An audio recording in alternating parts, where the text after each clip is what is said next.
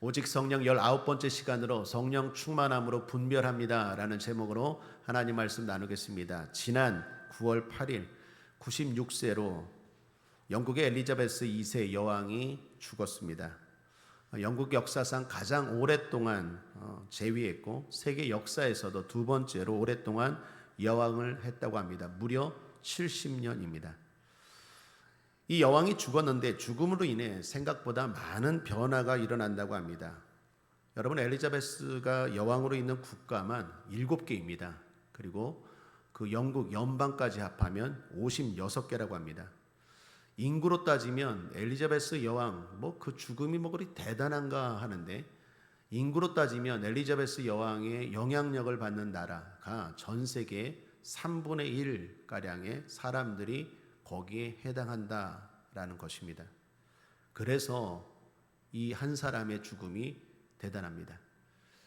장례 기간이 무려 12일입니다. 12일 동안 국영방송인 BBC는 검은 양복을 입고 침울한 분위기에서 방송을 해야 한다고 합니다. 모든 국가기관에는 당연히 조기를 걸고 스포츠 경기들은 취소 내지는 변경합니다. 하더라도 경기 내에 추도 시간을 꼭 가져야 한다고 합니다. 스포츠 경기만이 아니라 코미디 프로그램이나 다른 방송 프로그램도 변경 내지는 취소가 된다고 합니다. 콘서트 당연히 못합니다. 주식시장 문 닫습니다. 학교, 상점 다 문 닫습니다. 그리고 내일 19일이죠. 내일이죠. 내일 본격적인 장례식을 치릅니다. 이때는 세계 정상들, 우리나라 대통령도 참여한다고 하죠. 조문을 받는다고 합니다. 12일 동안 이 한 여인의 장례를 통하여 많은 일들이 일어나고 또 변화가 일어납니다. 국가도 변경된다고 합니다. 지금 국가명이 God Save the Queen에서 God Save the King, 찰스 3세 남자죠. 그 남자가 국왕으로 올라가기 때문에 국가명도 바뀝니다. 우표도 바뀝니다. 국가 상징물도 바뀝니다.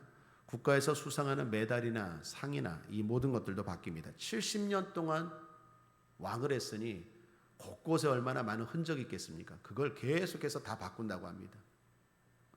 경찰이나 정부 청사에 내건 깃발이 있는데 깃발도 바뀌고 돈도 바뀝니다. 여러분, 우리나라 돈에도 유명한 인사들 있죠. 영국은 파운드나 스털링을 쓰는데 그 앞면에는 뒷면에는 금액의 차이에 따라서 네 사람의 얼굴이 바뀐다고 합니다. 처치를 비롯해서 네 사람. 그런데 앞면에는 항상 동일합니다. 여왕입니다. 이 엘리자베스 여왕이 항상 모든 돈 앞에는 이 여왕의 그림, 사진이 있습니다. 그런데 이것도 바뀝니다. 물론 천천히 다 지금부터 뽑아내는 그 돈의 화폐에만 그렇게 되겠죠. 달력도 바뀝니다. 국경일도 추가가 됩니다. 여왕이 죽은 9월 8일 영국의 모든 속한 나라의 국경일로 추가된다고 합니다. 이 외에도 제가 보니까 엄청나게 많은 것들이 이 한 여인으로 말미암아 바뀝니다. 뿐만 아니라 영국의 군주제를 택한 나라들에게도 변화가 일어난다고 합니다. 여러분, 호주도 영국의 군주제인 거 아십니까? 호주가 이제 군주제 안 하고 공화제로 바뀐다 하고 독립한다고 합니다. 이미 자메이카, 바하마는 독립했습니다. 왜 이런 일이 일어나는가 의아할지 모르겠는데 영국이라는 나라가 과거에 그만큼 대단했다라는 거예요. 전 세계를 그렇게 많이 지배했기 때문에 그 왕의 통치를 받는 나라가 지금 우리가 왜 이렇지 하지만 그만큼 과거에 이 영향력이 엄청났다는 것입니다. 거기서 이제 호주나 자메이카나 바하마나 또 다른 나라들도 다 벗어나려고 한다라는 것입니다. 한 여인이 죽었습니다. 제가 수많은 장례를 치렀지만 이 사람처럼 이렇게 많은 변화, 많은 영향력을 일으킨 장례가 있을까 할 정도로 대단한 힘이 있는 장례입니다. 여왕의 죽음을 보면서 제가 예수님의 죽음이 연상되었습니다. 한 여인이 죽어도 이렇게 많은 변화를 가져오는데 예수님은 어떻겠습니까? 엄청난 변화를 가져오죠. 대표적인 게 뭡니까? 하나만 꼽으라면 성령인 줄 믿습니다.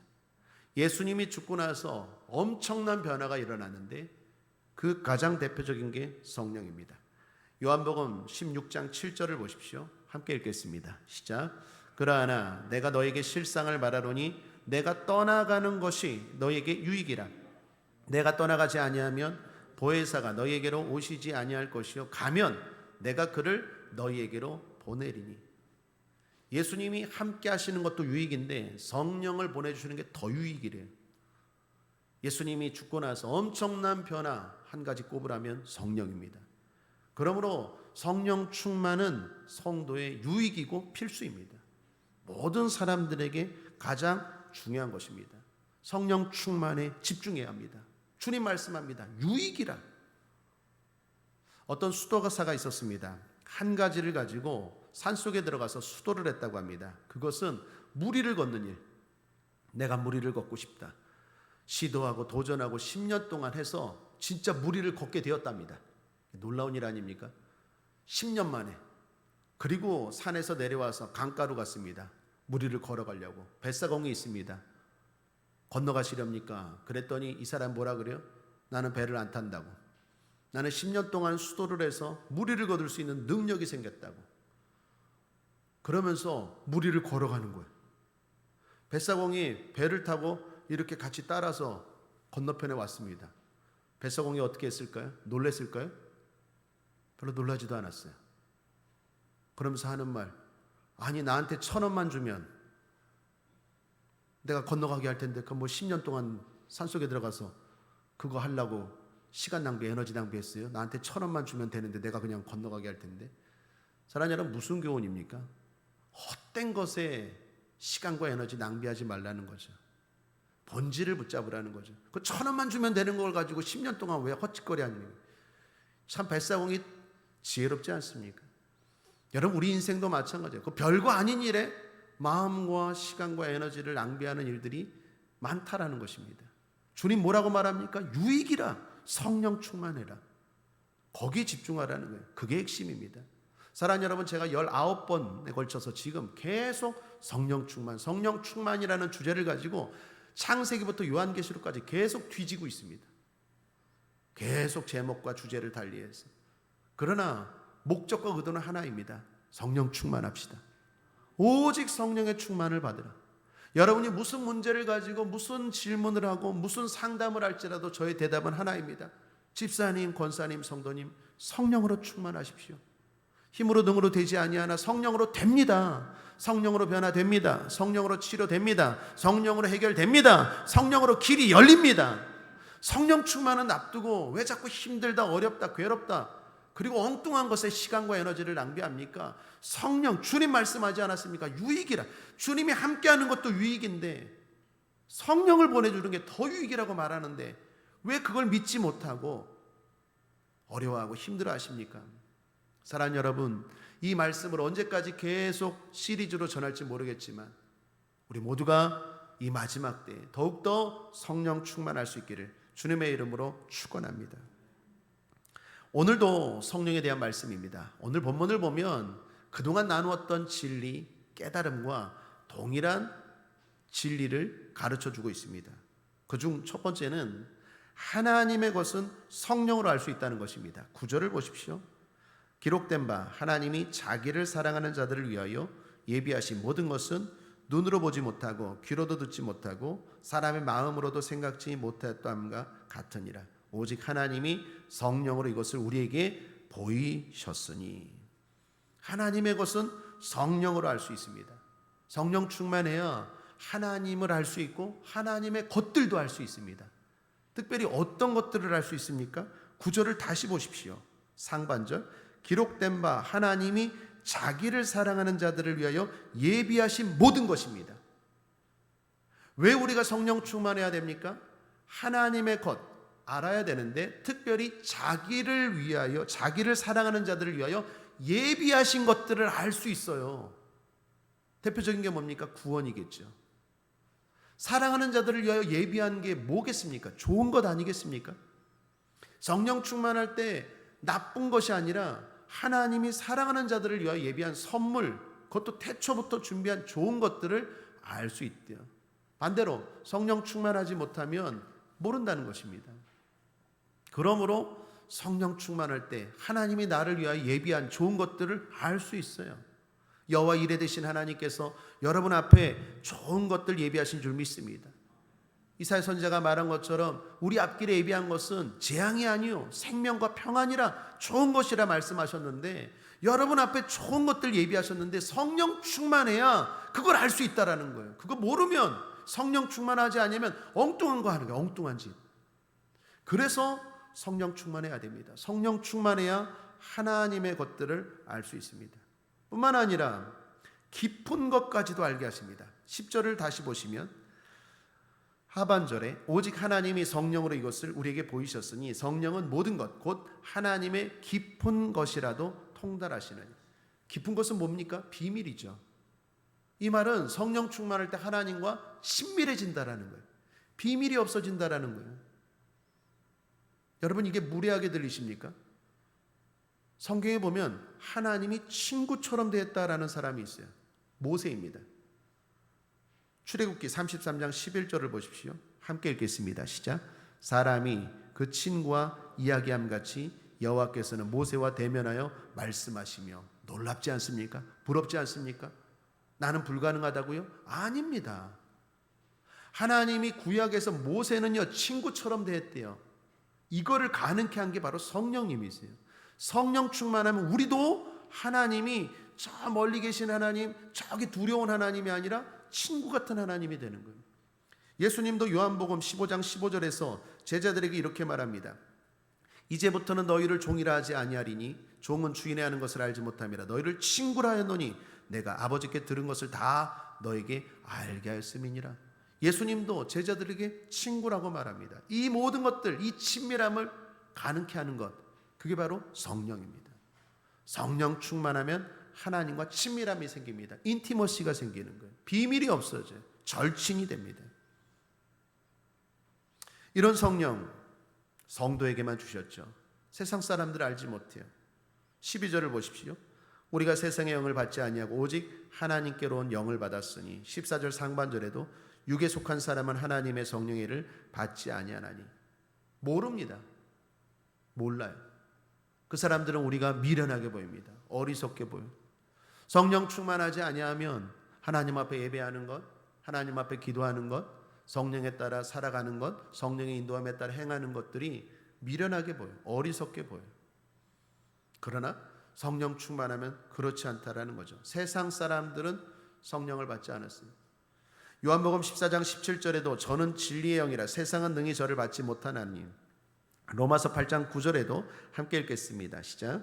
만일 너희 속에 하나님의 영이 거하시며 너희가 육신에 있지 아니하고 영에 있나니 누구든지 그리스도의 영이 없으면 그리스도의 사람이 아니라. 계속되는 진리죠. 동일한 진리죠. 하나님의 것은 하나님의 영으로 알 수 있습니다. 하나님의 비밀까지도 알 수 있습니다. 뿐만 아니라 이것은 세상 사람들은 모릅니다. 그러므로 성도의 특권이자 능력이지 바로 성령 충만인 줄 믿습니다. 이 은혜와 특권을 잘 누리며 살아가는 여러분 되시기를 주님의 이름으로 축복합니다. 자, 그렇다면 오늘 성령 충만함으로 할 수 있는 것은 무엇일까요? 그 은혜와 특권 중에 하나가 무엇일까요? 분별입니다. 분별. 오늘 말씀은 성령과 분별에 대해 가르쳐주고 있습니다. 14절 하반절을 보시면 이런 일은 영적으로야 분별함이니라. 13절입니다. 핵심 구절이라 할 수 있는데요. 함께 읽겠습니다. 시작. 우리가 이것을 말하거니와 사람의 지혜의 가르친 말로 아니하고 오직 성령의 가르치신 것으로 하니 신령한 일은 신령한 것으로 분별하느니라. 좀 논란이 되는 구절이지만 분명한 건 신령한 일은 신령한 것으로 분별한다라는 것입니다. 성령 충만한 유익, 특권 중에 하나는 성령 충만하면 분별력이 생긴다라는 것입니다. 신령한 것들을 분별할 수 있어요. 자, 그렇다면 오늘 우리가 봐야 될 주제 그리고 관심이 생겼죠. 신령한 것이 뭡니까? 성령 충만할 때 신령한 것들을 분별한다고 하는데 예상은 되죠. 하나님의 것, 하나님의 좋은 것, 그게 신령한 것이겠죠. 성령 충만하면 그것을 분별할 텐데 구체적으로 신령한 것이 뭘까요? 오늘 세 가지로 나누어서 살펴보죠. 첫 번째는 신령한 말씀입니다. 말씀을 모르는 건 불행입니다. 하나님은 우리에게 말씀을 주셨기 때문입니다. 예배 시간을 보면 가장 중요하고 핵심, 긴 시간이 뭡니까? 예배, 설교입니다. 설교는 제가 잘나서가 아니라 그만큼 예배에서 말씀이 중요하기 때문입니다.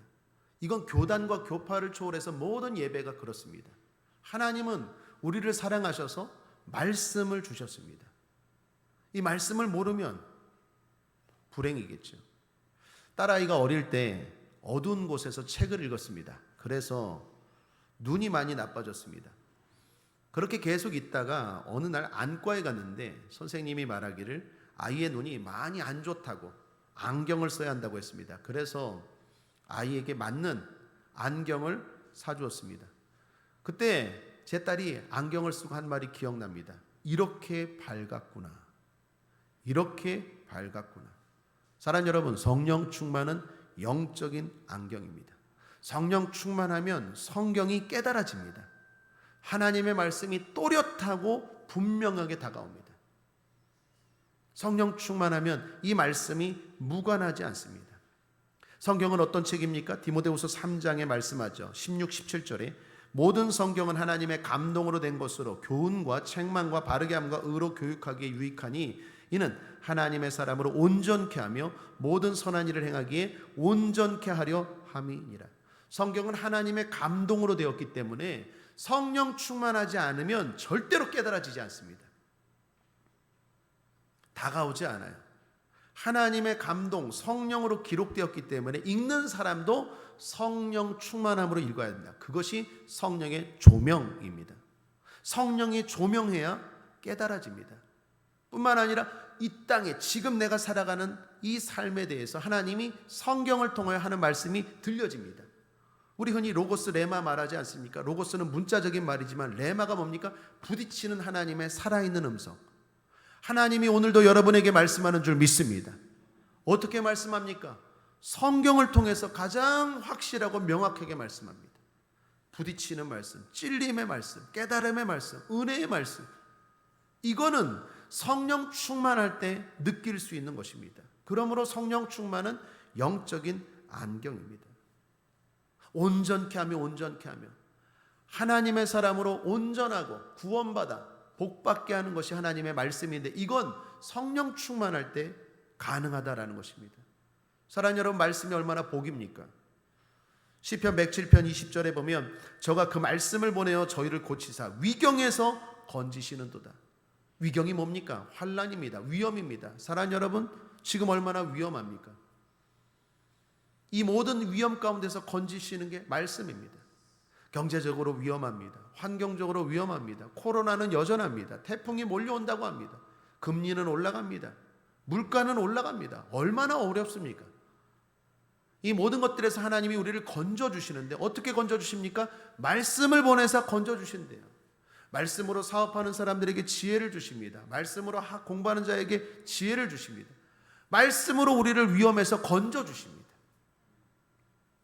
시편 119편 50절에 이 말씀은 나의 곤란 중에 위로라. 주의 말씀이 나를 살리셨습니다.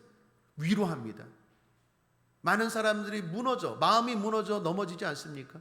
노숙자들 보십시오. 아무리 건강이 좋아도 마음이 무너지니까 아무것도 안 해요. 일본에 히키코모리라고 은둔형 외톨이라고 우울증 환자들이 얼마나 많아서 사회적으로 문제가 되었는데 이게 우리나라도 지금 그렇게 됐어요. 마음을 못 잡아요. 마음이 무너진 사람들 많아요. 자기가 좋아하는 여성이 좋아하는 걸 표현 안 한다고 해서 이상한 삐딱한 마음을 가지고 나아가서 죽이고, 뉴스를 보면 얼마나 안타깝고 마음 상하는 일들이 많습니까? 그 사람들을 다 보면 마음을 못 잡은 사람들이, 마음이 무너진 사람, 멀쩡한 것 같은데도 마음이 무너진 사람들이 얼마나 많습니까? 여러분 주변에는 또 어떻습니까? 우울증과 스트레스, 잠 못 자는 불면증, 더 심한 정상인 것 같은데 정상이지 않은 사람들. 하나님이 주의 말씀을 통해서 우리를 위로하시고 용기를 주시고 희망을 주시고 살려주시는 줄 믿습니다.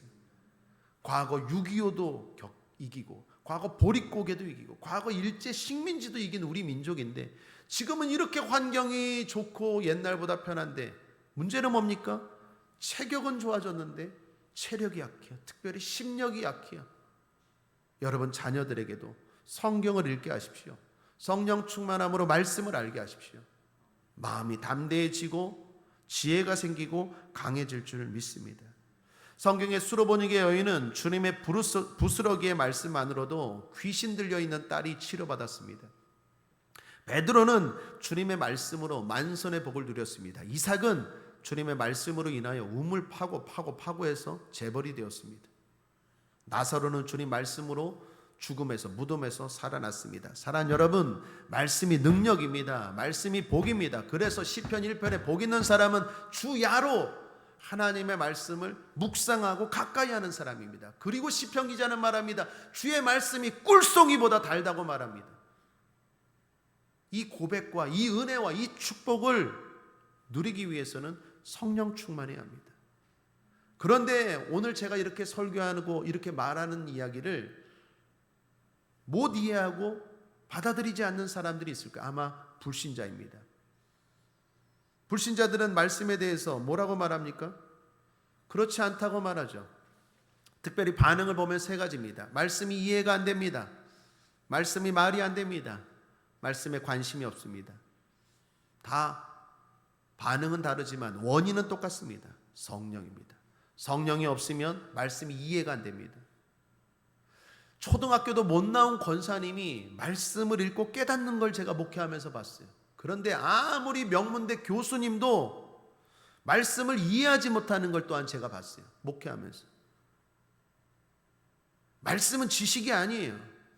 어떤 성도님이 말합니다. 목사님, 왜 저 이단에 저렇게 똑똑한 사람들, 특별히 대학생들, 저렇게 지식 있는 사람들이 저 이단에 빠집니까? 저 교주를 추종합니까? 성령입니다.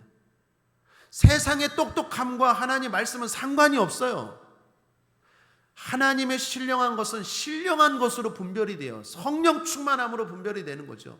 예수님의 12제자가 다 무학입니다. 무학. 배움이 없는 사람들이에요. 그런데 성령 충만하니까 베드로가 담대하게 설교하고 3,000명이 돌아서고 하나님의 말씀이 깨달고 그 진리를 붙잡고 생명까지도 거는 사람이 되었어요. 지식이 아니라 성령입니다.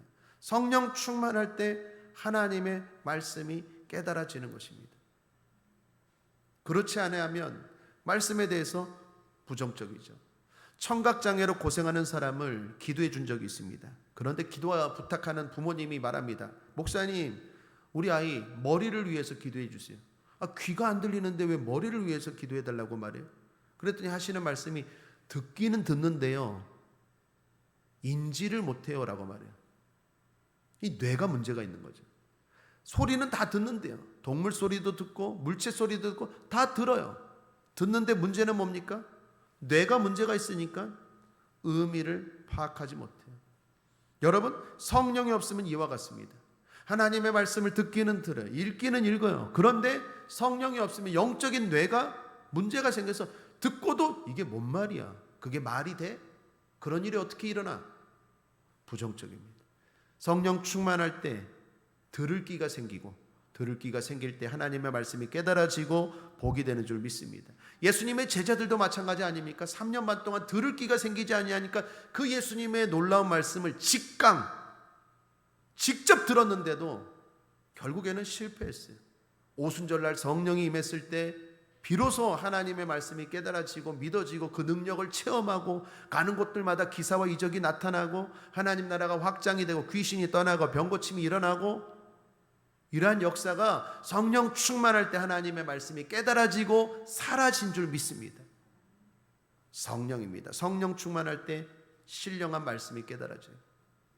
가끔 TV에 도자로 시작하는 이상한 분이 머리가 좀 빡빡 깎은 종교 철학자가 나와서 신학을 전공했다고, 외국의 유명한 학교에서 신학을 공부했다고 해서 성경에 대해서 이렇게 말하는 얘기를 봐요. 공부를 많이 해서 히브리어도 알고 헬라어도 알고 역사신학도 알고 조직신학도 알아요. 그런데 성령이 없으니까 논쟁만 해요. 진짜 하나님의 말씀의 본질을 깨닫지 못하는 것들을 보게 돼요. 사랑하는 여러분, 하나님의 말씀을 깨달기 위해서 가장 신령한 것 중에 신령한 복, 하나님 말씀을 깨닫기 위해서는 성령 충만해야 될 줄 믿습니다. 두 번째, 신령한 것, 신령한 섭리입니다. 섭리가 뭡니까? 하나님의 통치 방식입니다. 하나님은 창조하시고 이 세상을 내버려 두지 않고 통치하십니다. 사랑과 공의와 지혜로 이 땅을 통치하십니다. 그런데 놀라운 건 그 광대하신 하나님이 세상만 통치하는 게 아니라 한 사람 한 사람도 통치하십니다. 그게 섭리입니다. 하나님의 섭리. 우리 한 사람 한 사람을 인도하십니다. 성경에 보면 베드로가 고넬료를 만나는 장면이 나옵니다. 고넬료가 누구입니까? 로마 군대 백부장입니다. 이방인입니다. 베드로는 유대인입니다. 당시 상황으로는 결코 만날 수 있는 사람이 아닙니다. 교제할 수 있는 사람이 아닙니다. 그런데 기도 중에 성령께서 섭리하십니다. 고넬료에게 말합니다. 베드로를 초청해라. 요바에 있는 베드로에게 가라. 사람을 보냅니다. 베드로도 마침 기도 중에 있었어요. 기도 중에 성령이 너에게 고넬료에게서 사람이 올 것이다. 가라. 결국 성령이 역사하셔서 두 사람이 만나게 됩니다. 전혀 만날 수 있는 사람이 아니에요. 여러분 한번 생각해 보십시오. 고넬료는 이방인이기 때문에 헬라어를 씁니다. 베드로는 유대인이기 때문에 히브리어를 씁니다. 오늘 우리로 말하면 여기 영종도에 있는 우리와 저 미국에 있는 사람이 만난 거예요. 성령이 역사하셔서 만났는데 거긴 영어를 쓰고 우리는 한국어를 씁니다. 뭐 영어를 조금 아니까 띄엄띄엄 했겠죠. 히브리어 헬라어를 좀 아니까 띄엄띄엄 했겠죠. 그런데 의사소통이 되는 상황이 아닙니다. 거기서 베드로가 복음을 전했는데 듣는 고넬료와 그 집안 사람들이 변화가 됐대요. 어떻게 해서? 성경을 보십시오. 사도행전 10장 44, 46절입니다. 함께 읽겠습니다. 시작. 베드로가 이 말할 때 성령이 말씀 듣는 모든 사람에게 내려오시니 베드로와 함께한 할례 받은 신자들이 이방인들에게도 성령 부어주심을 인하여 놀라니 이는 방언을 말하며 하나님 높임을 들음이러라. 언어도 초월합니다. 제가 2004년도에 미국 하와이에 있는 열방대학에서 DTS 훈련을 받았습니다. 전 세계 45개국에 있는 사람들이 모여서 예배하고 훈련받는 곳인데 목요일마다 저녁 예배를 드립니다. 목요일마다 모든 학생들이 모여서 그 농구장 같은 그 코트 같은 평상시에는 운동하는 거기에 다 모여서 뜨겁게 예배를 드립니다. 45개국에서 모여서 예배 드리니까 예배 드리는 스타일이 어떻겠습니까? 이렇게 드리겠습니까? 이건 우리나라 스타일입니다. 코리안식입니다. 뭐 난리가 납니다. 젊은 사람들도 많기 때문에 막 두 손 들고 막 짝짝하고, 특별히 흑인들은 그냥 설교 한마디 하면 본인이 한 10마디 합니다. 설교자가 믿습니까 하면 본인이 믿습니다 플러스 할렐루야 플러스 사랑합니다 목사님 플러스 뭐 진도가 안 나갈 정도로 그냥 막 은혜가 넘칩니다. 근데 그게 거룩한 혼란이에요. 거룩한. 근데 제가 거기서 똑똑히 봤어요. 한국 아이였는데 러시아 말이 터졌어요. 러시아 말이.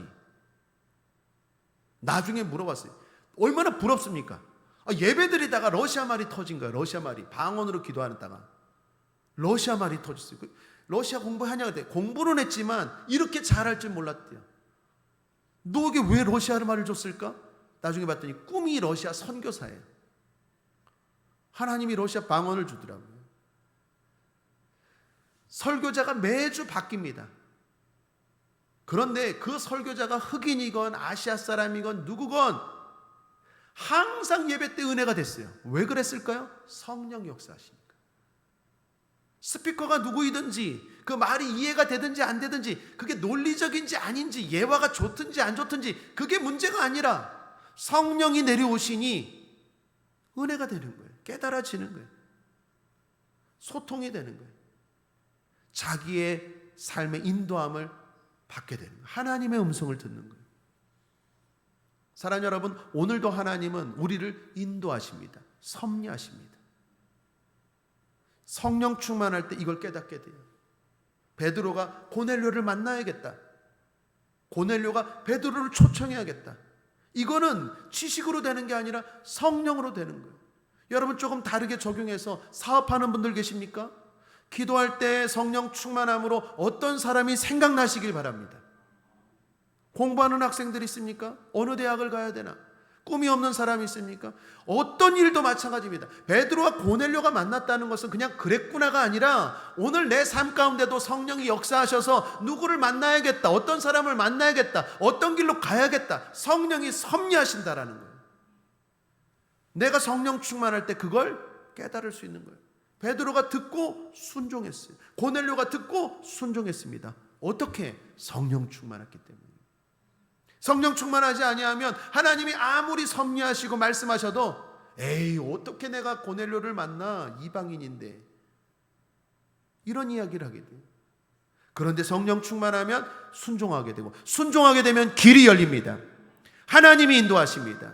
홍해 바다가 열립니다. 광야를 지나가게 됩니다. 하나님은 우리를 지금도 인도하시는 줄 믿습니다. 섭리하십니다. 성령 충만할 때 신령한 섭리가 일어나는 거예요. 제가 영종도 온 것도 마찬가지입니다. 영종도에 누구를 압니까? 한 번이나 왔습니까? 저는 이렇게 봬도 서울시 마포구 아현동 639-68 서울 태생입니다. 서울 뺀질입니다. 그런데 인천에 짠돌이가 되었고, 짠돌이 중에서도 짠 섬으로 왔습니다. 하나님이 섭리하시더라고요. 사랑하는 여러분, 하나님은 오늘도 여러분 삶을 섭리 가운데 인도하시는 줄 믿습니다. 성도들의 간증을 들어보면 이런 섭리들 많죠. 특별히 철야 때 나누었던 손인경 박사님도 그렇습니다.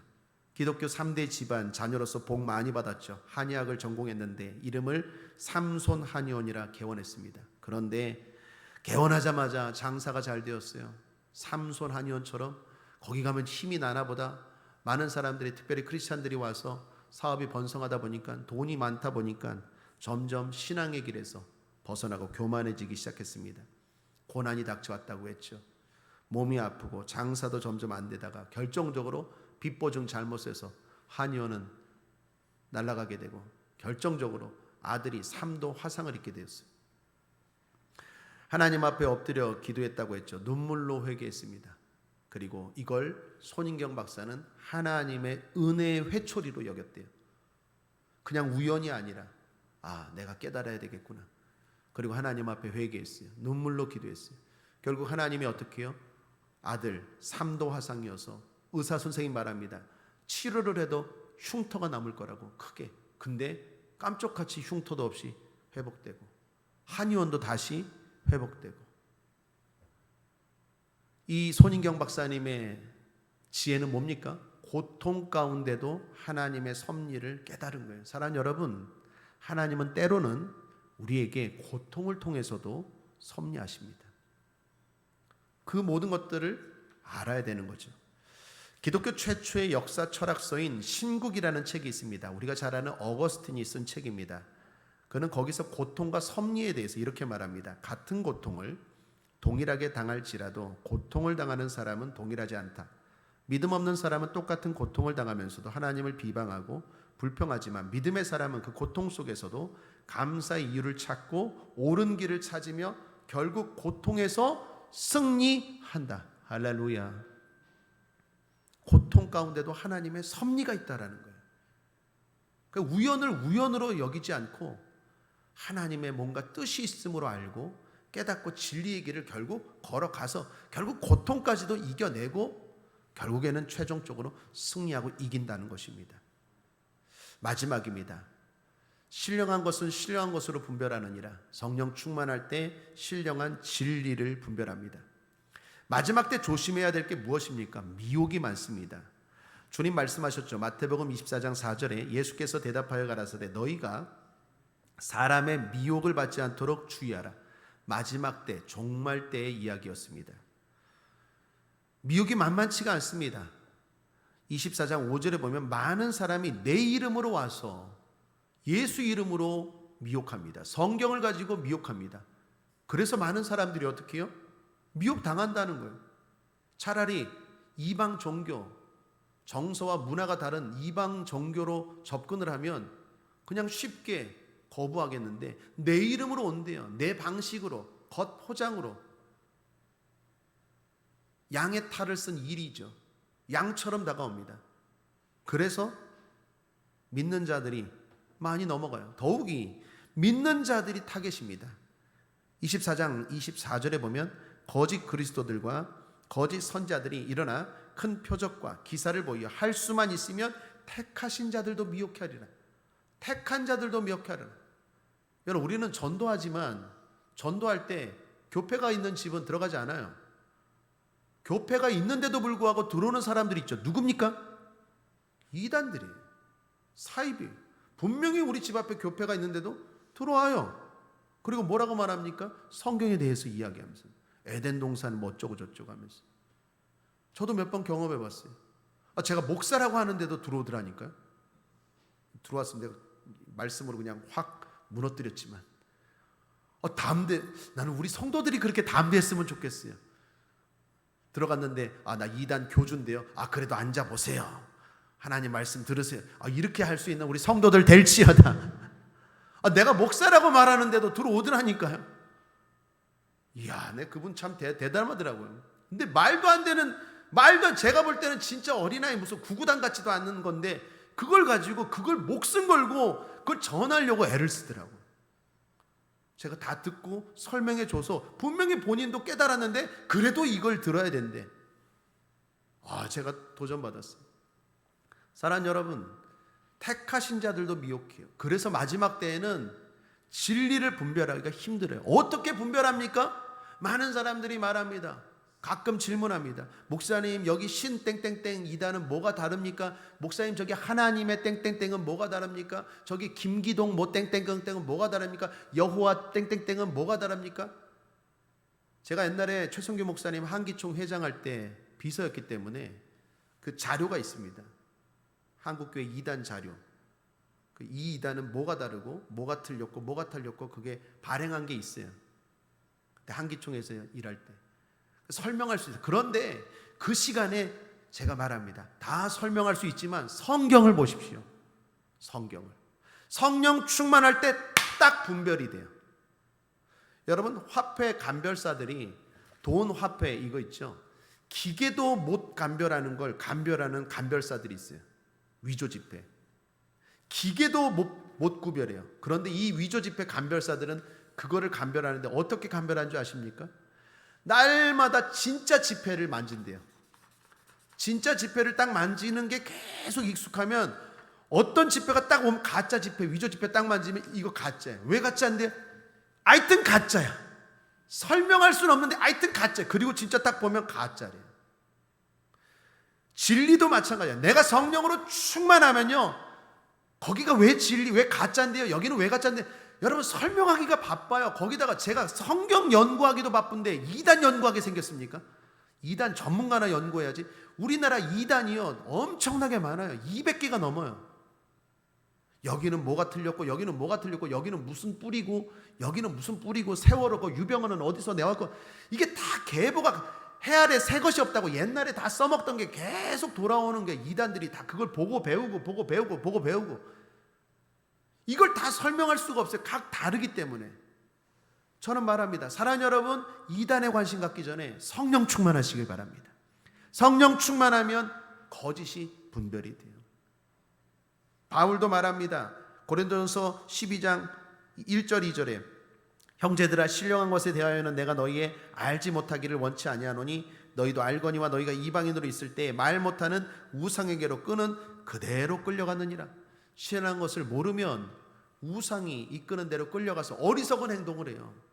종로로 탄다니까요. 마치 저를 전도하려고 했던 그 불쌍한 자매, 그 아줌마, 그분처럼. 과거의 이스라엘 백성도 마찬가지입니다. 시편에서 주님은 이렇게 말합니다. 시편 95편 10절에 내가 40년을 그 세대로 인하여 근심하여 이르기를 저희는 마음이 미혹된 백성이라. 오늘날로 말하면 뭡니까? 성령 충만하지 않은 성도예요. 하나님이 그렇게 많은 기적을 보여주고 그렇게 날마다 만나와 메추라기와 구름기둥 불기둥으로 인도하시는데 못 깨닫는 거예요. 우리 안수 집사님 기도에 제가 은혜 받았는데 이래도 감사, 이래도 감사. 하나님의 백성들은 깨달아요. 그런데 마음이 미혹되면요, 이게 진리를 몰라요. 자꾸 벗어나려고 한다라는 것입니다. 사랑하는 여러분, 성령 충만함으로 신령한 진리를 깨달을 수 있게 되길 바랍니다. 끝으로 채워주심이라는 책의 저자 이상혁 목사님이라는 분이 계십니다. 미국 애리조나주 사막에 있는 인디온 부족을 섬기는 목회를 하시는 분인데, 그분이 책에서 이런 말을 합니다. 내가 하나님을 10% 의지했을 때 하나님은 10%만 책임져 주셨습니다. 내가 하나님을 50% 의지했을 때 하나님은 50%를 책임져 주셨습니다. 내가 하나님을 100% 의지했을 때 하나님은 3000%, 6000%, 10,000%로 채워주셨습니다. 제가 책을 읽으면서 은혜 받은 구절입니다. 성령은 의지하는 만큼 역사하십니다. 100% 마음을 열고 인정하고 환영하고 모셔드리면 하나님이 채워주십니다. 오늘도 그 은혜를 경험하고 살아가는 저와 여러분 되시기를 주님의 이름으로 축원합니다. 혼란이 많고 그리고 복잡한 세대입니다. 분별이 중요합니다. 성령이 주시는 분별력을 가지고 하나님의 인도하시는 말씀, 하나님이 인도하시는 여러분의 삶, 우리를 유혹하는 수많은 거짓들에게서 흔들리지 않고 진리의 길을 온전히 끝까지 걸어갈 수 있는 저와 여러분 되기를 주님의 이름으로 축복합니다. 말씀을 정리합니다. 함께 읽죠. 시작. 성령 충만함으로 분별합니다 라는 제목으로 은혜를 나누었습니다. 성령 충만의 유익 중 하나는 분별입니다. 분별은 이 시대에 가장 필요한 능력이요 축복입니다. 100% 성령 충만함으로 거짓이 많은 세상 속에서 신령한 말씀, 신령한 섭리, 신령한 진리를 잘 분별하고 살아갑시다. 그래서 우리의 삶과 끝은 복되고 영광스럽기를 바랍니다. 예수 승님. 기도하겠습니다. 좋으신 하나님 아버지, 오늘도 성령 충만하게 하옵소서. 100% 마음을 열고 의지합니다. 인정합니다. 환영합니다. 모셔드립니다. 성령으로 충만하게 하여 주셔서 거짓이 많은 이 시대 가운데 진리의 길을 온전히 걸어가는 하나님의 거룩하고 복된 백성들 되게 하여 주시옵소서. 감사드리며 예수님의 이름으로 축복하고 기도했습니다. 아멘.